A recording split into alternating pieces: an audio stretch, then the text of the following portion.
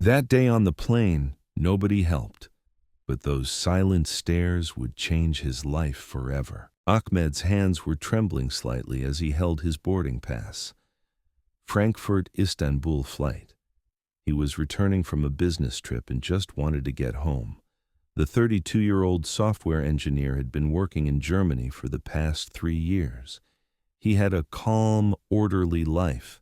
Every morning he'd wake up at the same time, go to work, and return home in the evening. But that day would be different.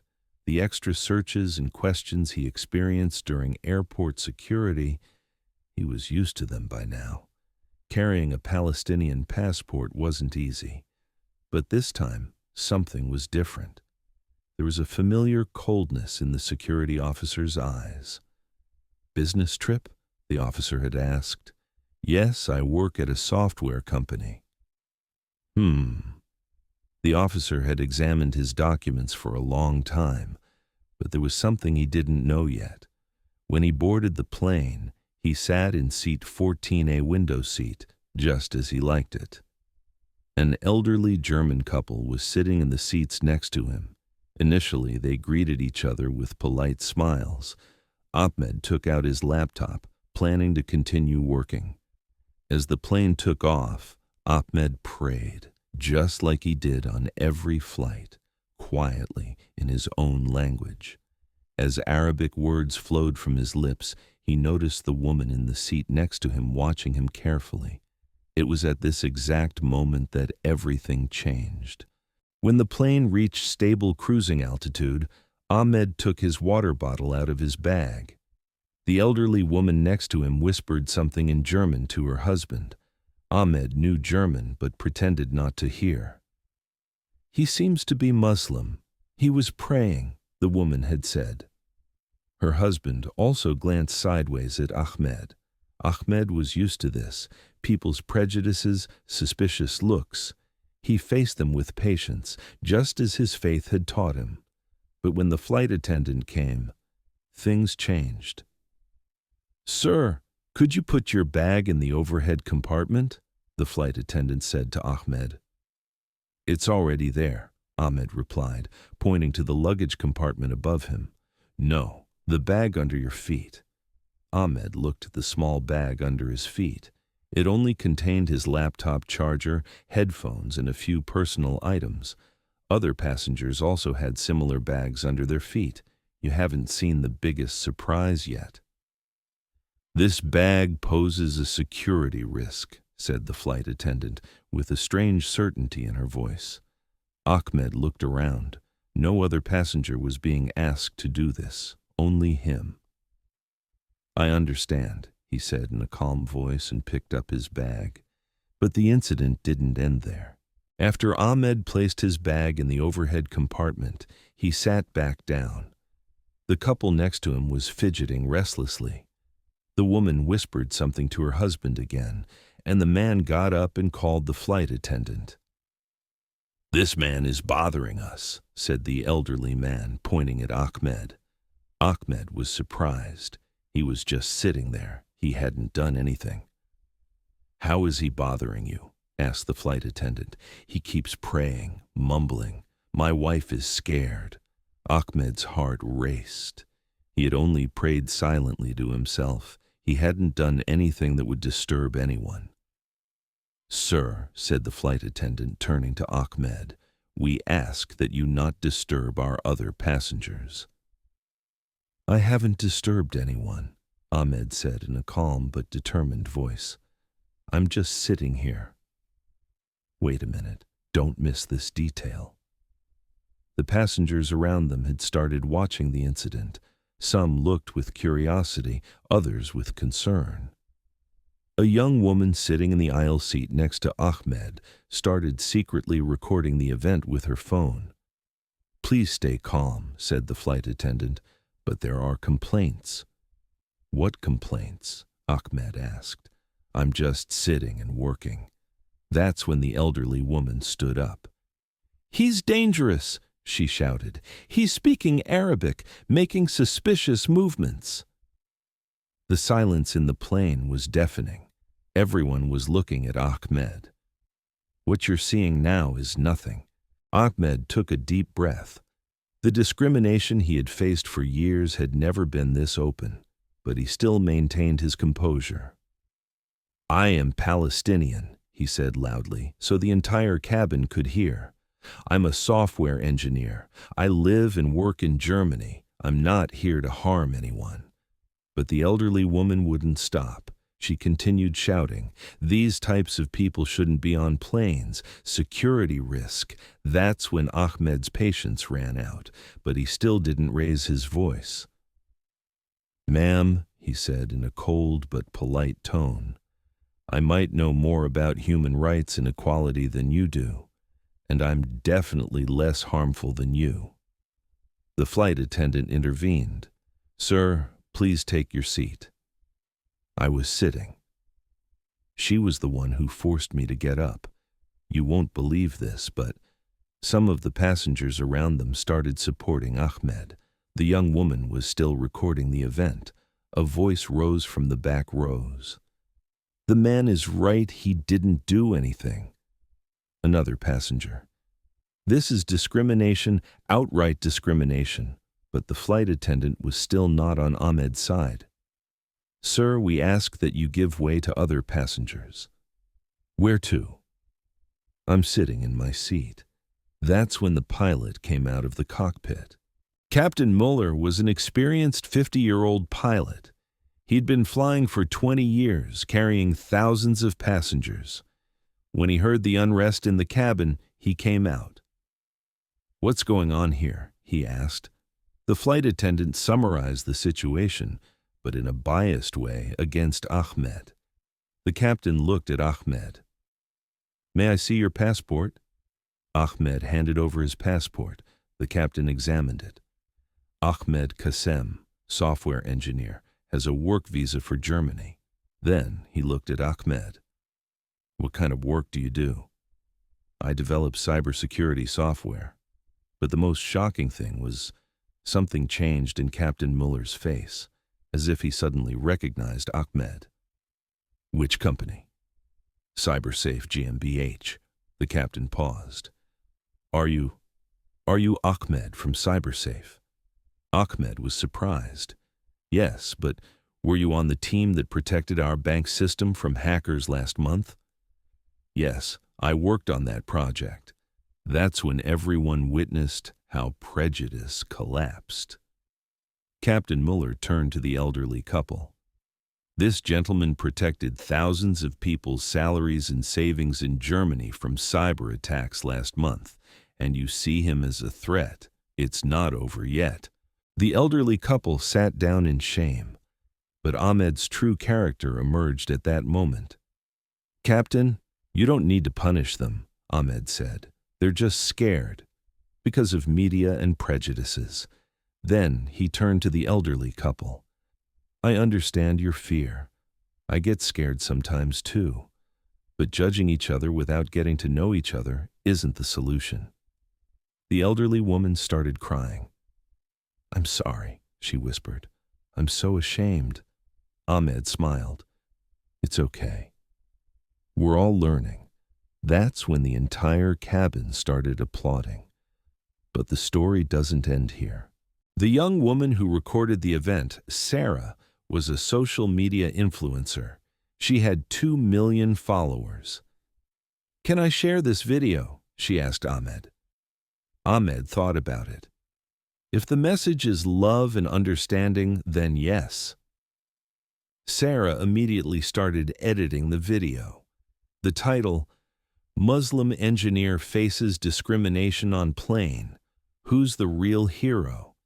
The video got 50 million views within 24 hours. Now comes the real surprise. After the video went viral, Ahmed's life completely changed. Hundreds of media outlets requested interviews, but he only accepted a few.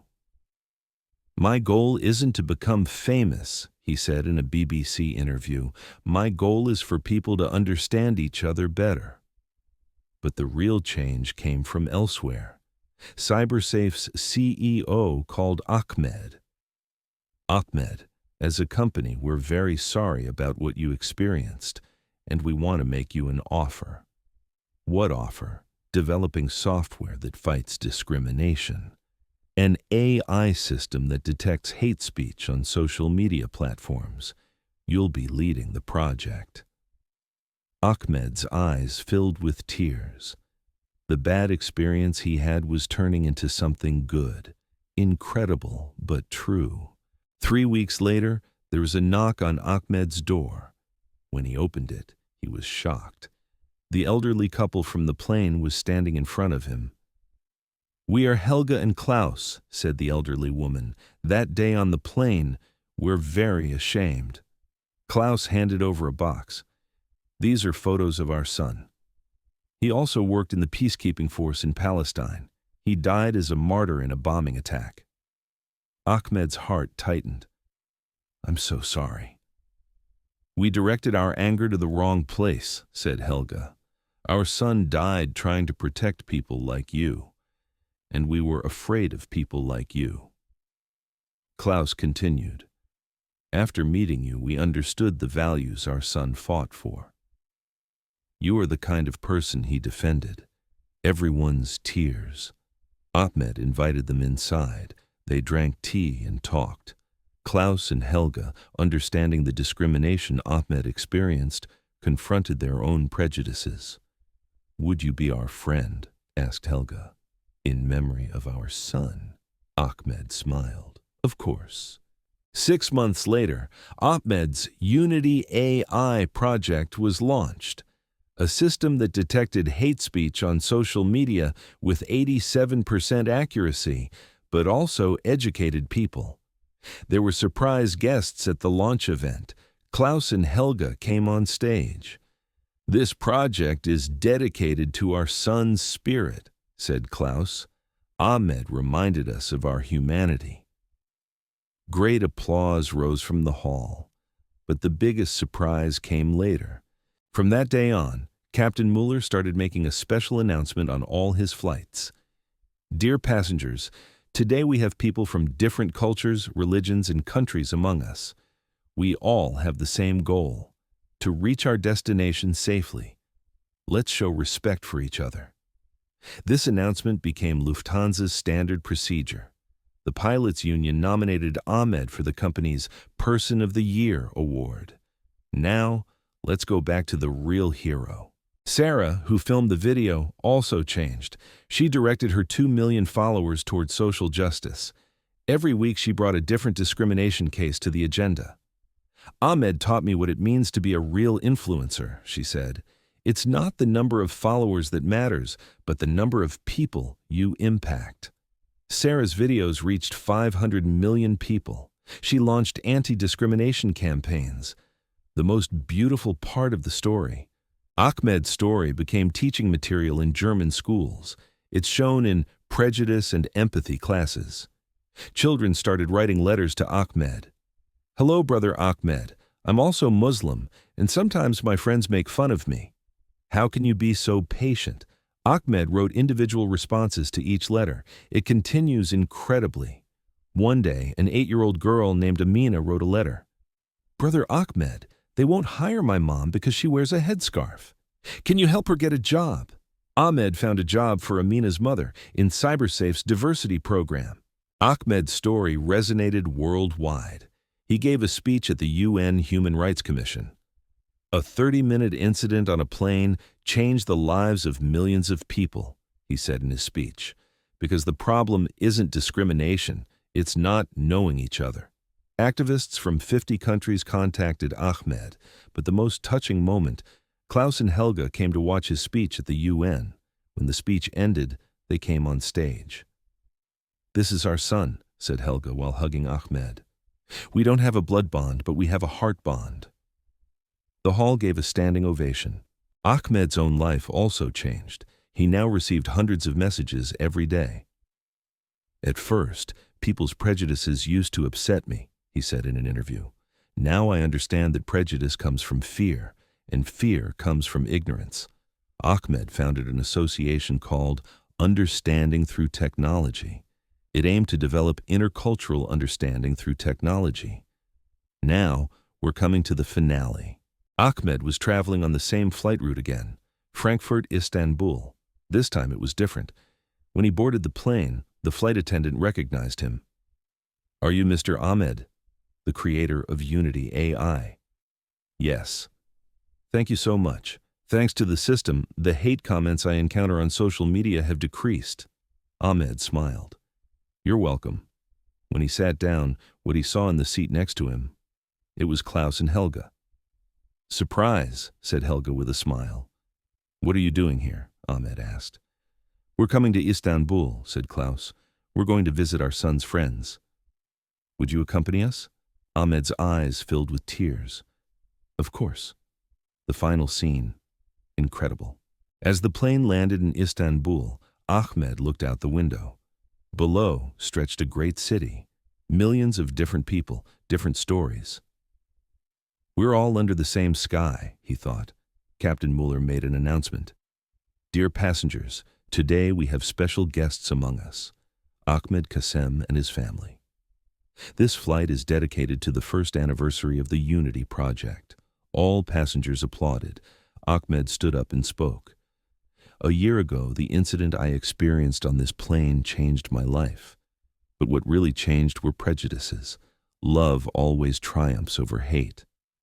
Klaus took the microphone. "This young man is our son. Not by blood, but by love." Helga added, "Discrimination was defeated. Humanity won." As the plane moved on the runway, Ahmed looked at his phone. The Unity AI system had detected 10,000 hate comments that day and converted 8,000 of them into educational messages. A message came from Sarah. "Ahmed, today 50 schools inspired by the video are starting anti-discrimination projects." Ahmed smiled. A 30-minute incident on a plane continued to change the world, and the story continues. Ahmed's story isn't over. Every day he meets new people, breaks down new prejudices, builds new bridges. Because true heroism isn't about revenge, it's about spreading love. The Unity AI project is now used in 150 countries. Klaus and Helga were witnesses at Ahmed's wedding. Sarah became a global activist. And everyone who sees one of that elderly couple from the plane remembers this. Prejudice melts away as we get to know each other. The story is inspired by true events. Humanity begins with love.